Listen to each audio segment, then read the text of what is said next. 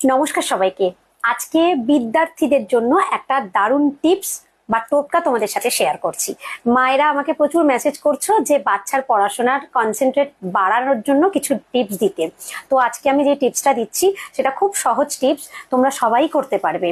আচ্ছা, প্রথমত হচ্ছে যে আমরা আমাদের বাস্তুতে, মানে আমরা যেই বাড়িতে থাকি, বাচ্চারা যেই বাড়িতে থাকে সেই বাড়ির বাস্তু কেমন সেটা তো আপনারা জানেন না। অজান্তে হয়তো আমরা অনেক কিছু ভুল করে থাকি যেগুলো আমাদের বাস্তুতে এফেক্ট পড়ে, যাতে করে আমাদের পারিবারিক যারা সদস্য আছে সদস্যদের উপর এফেক্ট পড়ে। তো সেখানে শিশু সদস্যও থাকে, বাচ্চা সদস্যও থাকে, বড়রাও থাকে, তাদের সবার উপর এফেক্ট পড়ে, কিন্তু আমরা বুঝতে পারি না। তো সেক্ষেত্রে আমাদের বিদ্যার দিকটা কোন দিক, বাস্তুটা আমাদের বাস্তুতে পূর্ব পশ্চিম উত্তর দক্ষিণ এই চারটে দিকের মধ্যে উত্তর পূর্ব দিক হচ্ছে আমাদের শিক্ষার দিক।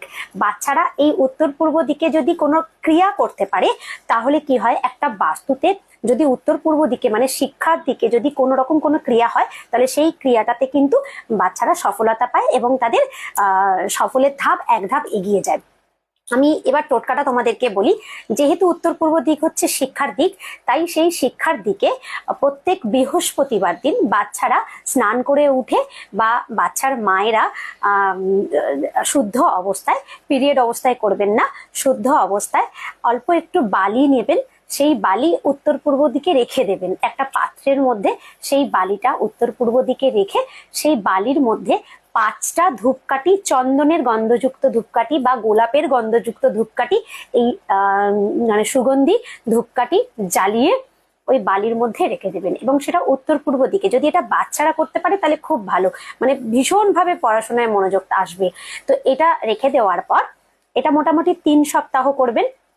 যখন ধূপকাঠি জ্বলে যাচ্ছে, ধূপকাঠি জ্বলে যাওয়ার পর ধূপের যে গুঁড়োটা যদি বালিতে পড়ে বালি সমেত তুলবেন অল্প একটু, আর যদি মেঝেতে পড়ে, মাটিতে পড়ে, একটা কাগজের মধ্যে রাখবেন বাটিটা, যাতে ধূপকাঠির গুঁড়োটা সেই কাগজটার মধ্যে পড়ে, আপনাদের তুলতে সুবিধা হবে।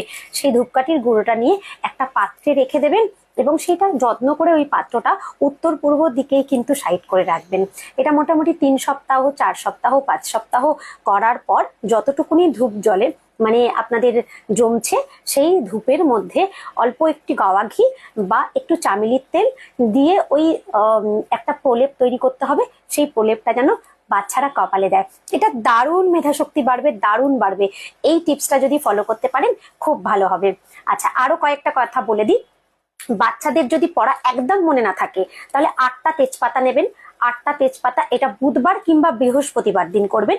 মা কিংবা বাবা কিংবা বাচ্চা যে কেউ করতে পারে।